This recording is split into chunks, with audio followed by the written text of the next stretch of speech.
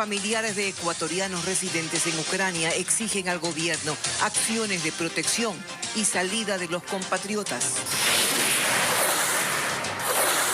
Unas 50 propiedades de sentenciados por el caso Sobornos pasaron a manos del Estado, entre ellos bienes del expresidente Rafael Correa. Más víctimas de la violencia en Guayaquil. 2 menores de 9 y 14 años resultaron heridos en medio de una balacera en Bastión Popular. Expectativa en el sector turístico por la llegada de al menos 200.000 personas que visitarán diferentes playas de la provincia de Santa Elena. La ocupación hotelera sobrepasa el 80% para este carnaval. Las noticias en Televista.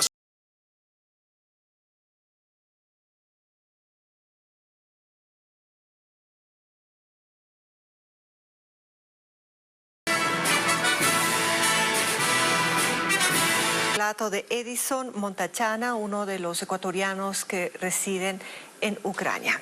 Mientras tanto, estudiantes ecuatorianos reportan dificultades para abandonar Ucrania, mientras aquí incrementa la desesperación en familiares que permanecen en la Plaza de la Independencia en busca de ayuda del gobierno ecuatoriano. Fabiola Santana recogió las impresiones. En medio de ataques, Cristina Almendaris huyó de la capital ucraniana. Está casi en la frontera con Colonia, pero no ha logrado cruzarla. Muestra una extensa fila de vehículos. Nosotros tuvimos las 15 horas de viaje hacia Lviv, porque era una ciudad que estaba tranquila, que no pasaba nada. Pero ahora ya no es tan segura. Hoy en la mañana, como te comento, sonó una alerta.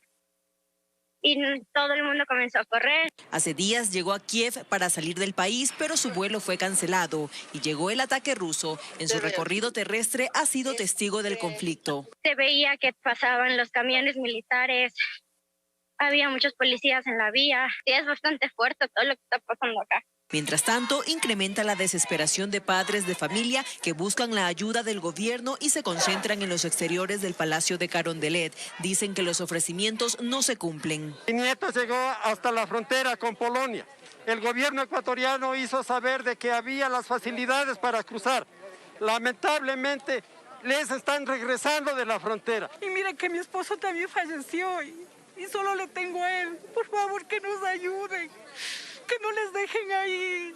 Narran ataques a sus hijos en medio de huidas y que han perdido contacto con quienes abordaron un tren. A mitad de llegar a Lviv les atacaron, empezaron a bombardear. A mitad de llegar a Lviv tuvieron que correr a un búnker. Temen que la situación se agrave y que sus hijos no puedan retornar a su casa, por lo que aseguran que no se retirarán hasta que les garanticen su salida del conflicto sanos y salvos.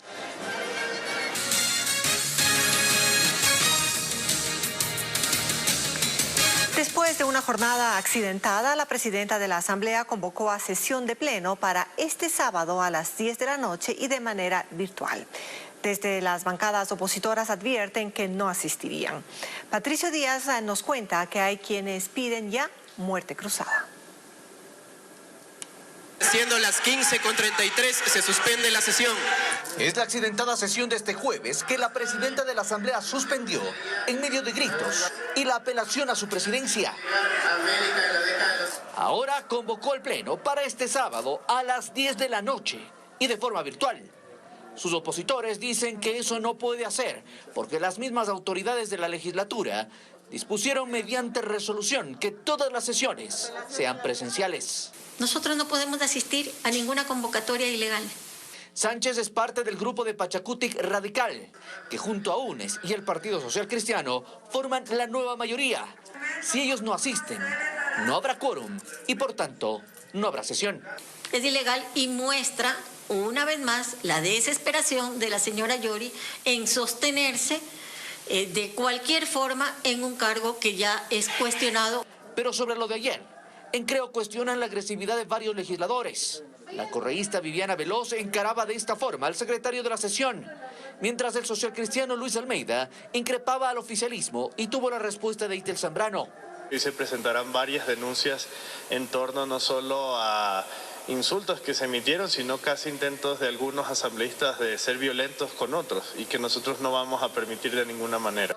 El presidente de la Comisión de Fiscalización, Fernando Villavicencio, es más radical ante los intentos de la nueva mayoría de crear una comisión que investigue a los miembros del CAL y en especial a la presidenta. El momento en el que Guadalupe Llori sea retirada de la presidencia de la Asamblea Nacional, el presidente Guillermo Lasso debería firmar el decreto disolviendo la Asamblea, lo que se conoce como una muerte cruzada. Estos legisladores golpistas tienen que irse a la casa y algunos a la cárcel. Y aunque son contrarios, por la misma vía dice estar el correísmo. En un comunicado señalan: continuaremos exigiendo una primera función del Estado que trabaje, y si no lo hace, vamos a muerte cruzada. En la nueva mayoría anuncian que insistirán en las siguientes sesiones hasta que se evalúe a las autoridades legislativas. Pasan a propiedad del Estado ecuatoriano los bienes que 8 sentenciados del caso Sobornos tenían en Guayaquil. El registro de la propiedad de esa ciudad ya inscribió el comiso. Entre los condenados que pierden sus bienes está el expresidente Rafael Correa. Nos informa Jacqueline Rodas. De los 20 sentenciados por cohecho en el caso Sobornos, 8 pierden los bienes inmuebles que tenían en Guayaquil. La Procuraduría informó que ya se concretó el traspaso a manos del Estado, algunos en su totalidad y otros en el porcentaje que era de propiedad de cada condenado. El expresidente Rafael Correa perdió el departamento número 109 que tenía en el condominio Centro de Viviendas. El exsecretario jurídico de la presidencia, Alexis Mera, 2 parqueaderos que tenía en el edificio Induauto. El exministro Walter Solís, un inmueble en la urbanización La Cumbre y 3 palcos en el estadio Capuel. El exministro Vinicio Alvarado, un solar en la urbanización Puerto Azul. La exasambleísta Viviana Bonilla, un parqueo en el edificio de Point y un solar y la casa número 9 en la Ciudadela Ferroviaria. El exasambleísta Cristian Viteri, un departamento en el condominio Riverfront. El empresario Bolívar Sánchez pierde 2 estacionamientos en Parqueos Plaza y 2 oficinas y una bodega en el edificio Trade Building. Y el empresario Pedro Verduga, ya fallecido, 36 inmuebles que estaban a su nombre en Guayaquil. El registro de la propiedad de esa ciudad confirmó el traspaso y los certificados de gravamen ya constan a nombre del Estado. El hecho ya fue informado al Tribunal de Ejecución. Más bienes han sido identificados en otros cantones del país y ya se solicitó su embargo inmediato. Una niña de 9 años y otro de 14 fueron baleados en Bastión Popular, norte de Guayaquil.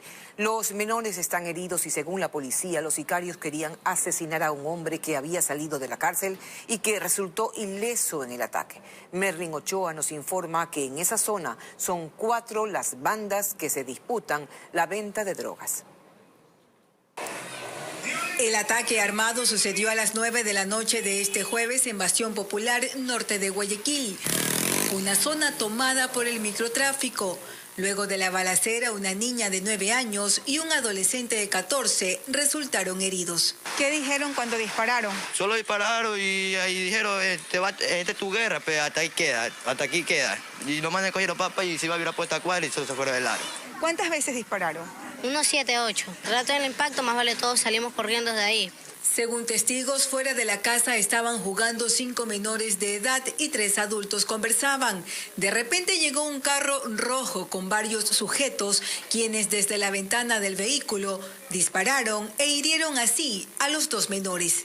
Ellos tienen impactos de proyectil de arma de fuego, la niña en la pierna y el menor en un brazo. Según la policía, los delincuentes llegaron hasta este lugar presuntamente para asesinar a un sujeto que había salido hace 4 meses de la cárcel, quien también se encontraba en esta vereda. Habría estado detenido en la penitenciaría y es sobre la persona que nosotros orientamos que estaba dirigido el atentado en contra de su vida. La policía recorre el sitio, pero recalca que en Bastión Popular 4 bandas se disputan la venta y distribución de droga, un conflicto mortal que mantiene en terror a los moradores. Seguimos con más información. A pocas horas del feriado de Carnaval, varios puntos del país permanecen incomunicados o con serios problemas en sus carreteras. Debido al invierno, se han producido deslaves y daños en la estructura. En el siguiente reportaje recorremos algunas de las vías más afectadas de la red estatal. La vía Ibarra-San Lorenzo permanece afectada desde diciembre del año anterior. Una serie de deslaves provocados por el crudo invierno dejan incomunicadas a las provincias de Imbabura y Esmeraldas. El tramo con más daños está ubicado en el kilómetro 114. Ahí un derrumbe de grandes proporciones destruyó la carretera y por más de 2 semanas mantuvo aislados a más de 40.000 personas. La desesperación de los habitantes de esta zona los empujó a contratar por su cuenta a técnicos en manejo de explosivos para dinamitar la montaña y crear un paso alterno. El gobernador de Imbabura, Arturo Fuentes, propuso declarar en emergencia vial y confía que en las próximas horas el ministro oficialice la decisión para iniciar los trabajos de refacción e instalar en el tramo afectado un puente metálico, el cual tiene una luz de 80 metros y se demorará aproximadamente unos 4 o 5 meses en solucionar esto. En Cotopaxi, la vía que une la Tacunga con la Maná se encuentra afectada en una extensión de 2 kilómetros, producto de la creciente del río Pilaló. El gobierno, a través del Ministerio de Transporte y Obras Públicas, la declaró en emergencia, destinando $15 millones para su reconstrucción. Para que nos eche la mano ayudando las carreteras. Ya somos 3.500 habitantes que somos de las 7 comunidades. Terminamos nuestro recorrido en la vía Tena-Baeza, en el sector conocido como Cocodrilos. Los conductores solo usan 1/3 de la vía por los daños de una alcantarilla. Allí circulan un promedio de 5.000 vehículos diarios, la mayoría transporte pesado. Y como si fuera poco, un carril del puente sobre el río Pucuno luce así, con tablas que buscan suplir los daños que tiene la estructura. El Ministerio de Ramo anunció la inversión de $30 millones para atender 189 kilómetros de carretera. Tenemos los recursos, tenemos el financiamiento de la obra por parte de la CAF. Pues es un proyecto CAF con un periodo de duración de 5 años. Pero están esperando la certificación de la cartera de finanzas para acceder a este monto. Como anunciamos, nos acompaña en nuestros estudios de Coavisa Quito el ministro de Transporte y Obras Públicas, Marcelo Cabrera, a las puertas del primer gran feriado del año y cuando se han levantado la mayoría de las restricciones de la pandemia. Gracias por acompañarnos, señor ministro. Vimos un reportaje sobre el estado de las vías por donde saldrían aproximadamente 1 millón de vehículos durante todo el feriado. Solo hoy ya salieron 26.000 carros por la vía La Costa, según la Comisión de Tránsito del Ecuador. Pero vamos a empezar por la que seguramente es la carretera más importante del país, la que se conoce como la vía Aloac-Santo Domingo. ¿Cómo estamos en esa vía? Buenas tardes, Tania. Un gusto siempre inmenso en saludarle y en participar en su importante panel de noticias.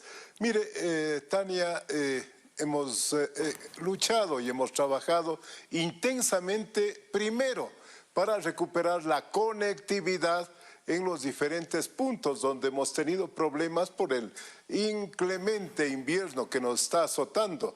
Y es así, en cuanto a su pregunta, hoy he tenido una reunión con la prefecta de Pichincha para exigirle como la delegación la tiene la prefectura de Pichincha y la prefectura de Santo Domingo, que implementen todos los operativos necesarios para que pues esta vía esté habilitado durante todo este feriado, Tania, de tal manera que estaremos controlando desde luego que eso ocurra durante los días que se vienen hasta el día martes próximo.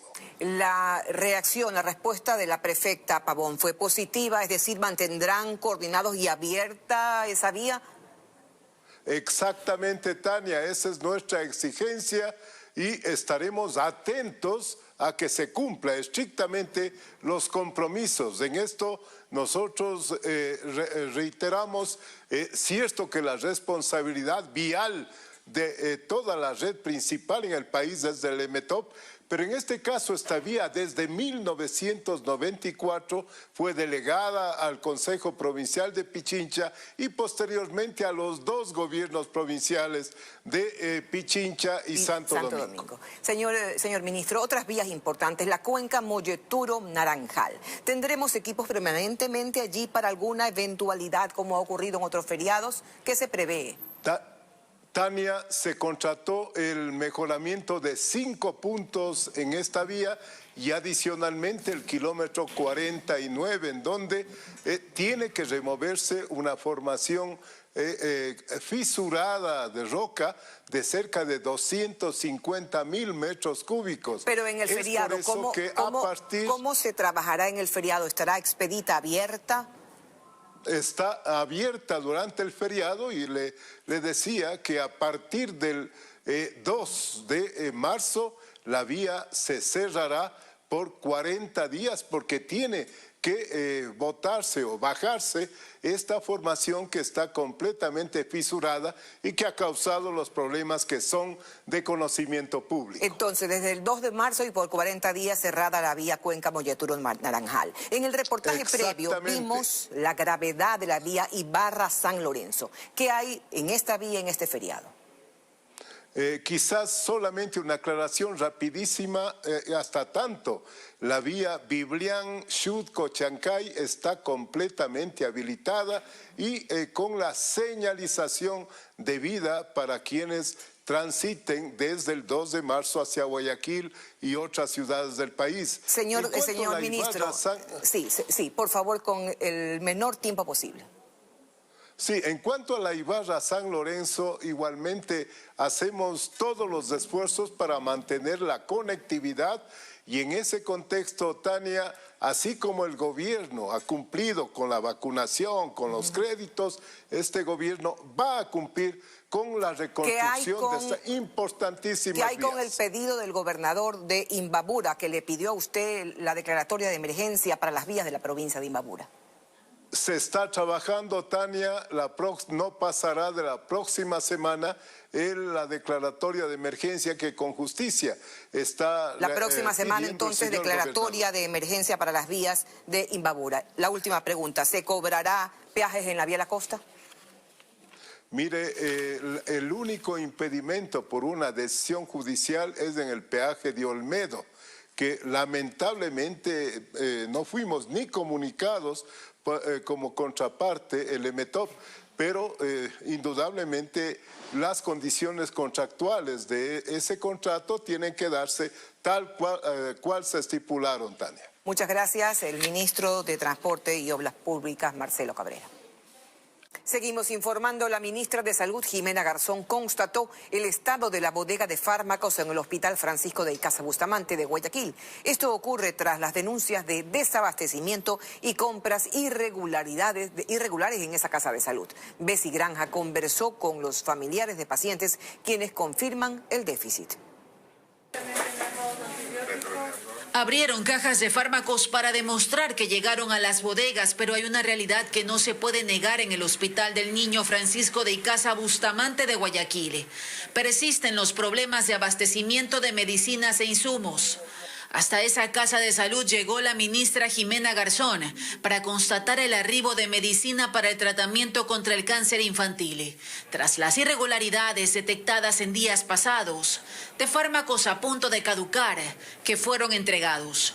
Adquirimos 73 tipos de medicamentos para tratamientos oncológicos. Por eso nosotros estamos aquí, para verificar que esos medicamentos no solamente que se encuentren en bodegas, sino que sean entregados. Sin embargo, pese a estas compras, hay medicina que hace falta. Eso lo pudimos comprobar en las afueras del hospital, donde madres como Yamilet Anchundia enseñaron la receta de antibióticos que debe comprar para su pequeña Kexia, de 7 años. ¿Puede leerme cuáles son? Un enema, amoxicilina, metronidazol. ¿Y eso repercute en un gasto para su bolsillo? Claro, porque si uno viene para acá es porque no tiene.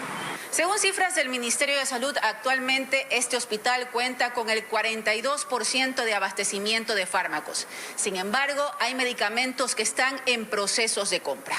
Pero ¿cuándo el Hospital Francisco de Icaza Bustamante contará con todos los esquemas para el tratamiento de enfermedades? Nosotros estamos haciendo ya contratos con los organismos de las Naciones Unidas para adquirir estos fármacos, sobre todo para enfermedades catastróficas. Por su parte, la Defensoría del Pueblo abrió una investigación en esta y en 2 casas asistenciales más, donde el déficit de fármacos e insumos persiste.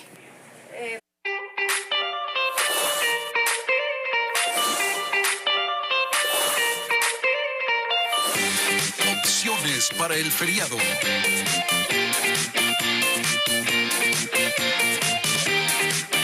Ambato vive su fiesta de la fruta y de las flores. Eventos de todo tipo se desarrollan en esa ciudad que tiene ya casi copada su capacidad hotelera. Francisco Garcés está en esa ciudad y nos cuenta. Te escuchamos. Ambato vive su fiesta de la fruta y de las flores y cientos de eventos están programados durante los próximos meses. Más de 70 se realizan simultáneamente en estas fechas para recibir tanto a los ambateños como a los residentes en cualquier ciudad del país. Como el evento de la reactivación, así califica Ambato a su fiesta de la fruta y de las flores que se realiza tras 2 años de pandemia.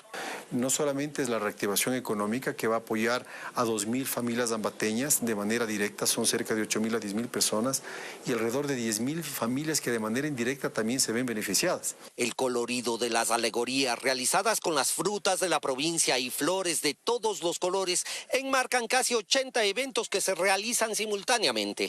Todos invitados a vivir nuestras fiestas, nuestra agenda cultural, porque este año Ambato se levanta. Y la fiesta se vive en cada rincón. Uno de los destinos imprescindibles es el Mercado Central, en donde se ofrece gastronomía para todos los gustos. Ahí destaca el tradicional plato ambateño de yapingachos y el auténtico chocolate con pan de Ambato. La clientela que tenemos de Quito, Guayaquil, vienen por el chocolate, la nata, el pan de Ambato. Los festivales artísticos y exposiciones de alegorías están activos a lo largo de la urbe, mientras se preparan los desfiles y conciertos masivos que serán el centro de la fiesta de las flores y las frutas. Y aquí se preparan ya los eventos principales que se realizarán durante el fin de semana y el lunes y martes de este feriado, principalmente los desfiles masivos y también conciertos que se realizarán en varios sitios de la ciudad. Todo el país está invitado. Gracias por este informe, invitación. Y para conocer cuál es la expectativa en Santa Elena por el feriado de carnaval a las puertas, hacemos un contacto a propósito de este carnaval que empieza desde mañana. Hacemos ahora contacto con Diego Cuenca, quien viajó hasta la provincia de Santa Elena, donde se espera la llegada de al menos 200.000 turistas durante estos días. Diego, ¿cuál es la expectativa? ¿Qué tal? Desde este viernes empezamos a ver la llegada de turistas que visitarán diferentes playas de la provincia de Santa Elena. Aquí en Salinas se tiene previsto que por lo menos lleguen hasta 30.000 personas cada día de este feriado, que particularmente tiene una relativa normalidad luego de 2 años de pandemia, y eso ha generado expectativa en el sector turístico. Le contamos en el siguiente reportaje. La playa de Salinas abre sus puertas a un feriado casi normal. Por primera vez en 2 años de pandemia, no habrá restricción de aforo para los bañistas, que ya empezaron a llegar. Estamos aquí para disfrutar el tiempo precioso, el clima. Así que esperamos nada más que no haya brotes de gente que esté haciendo relajo y que altere la paz y la tranquilidad que se requiere para salir de la pandemia. Solo en Salinas, sus autoridades estiman que cada día arribarán hasta 30.000 turistas. El coordinador municipal explica que está prohibido. El horario de uso de la playa, que es desde las 6 de la mañana hasta las 19 horas 7 de la noche, está prohibido la venta y consumo de bebidas alcohólicas en la playa y en la vía pública. Según la Cámara de Turismo de la península, al menos 200.000 personas visitarán los balnearios de toda la provincia de Santa Elena durante el carnaval. El cálculo lo hacen por las reservaciones de alojamiento, En Santa Elena llevamos el 80%, que es el sector Montañita, Olón, Vallenita, pero en el sector de Salinas y La Libertad recién llevamos el 60%, pero esperemos que aquí en 2 días llegar al 100 o al 90%. ¿Y la expectativa de los turistas que van a llegar acá? Esperamos unos 200.000 turistas este feriado. Eso genera esperanza en las familias de la península que viven del turismo. ¿Antes cuánto se hacía? Unos $30. Ahorita uno espera de venderse unos 200, 150. Y esperemos que este fin de semana se mueva mucho más Salinas, que venga más turismo. Pero aquí hay preocupación porque para controlar la seguridad ciudadana se ha dispuesto más de 400 uniformados policiales que estarán a cargo de toda la península. Hasta aquí el informe. Que tengan buena tarde.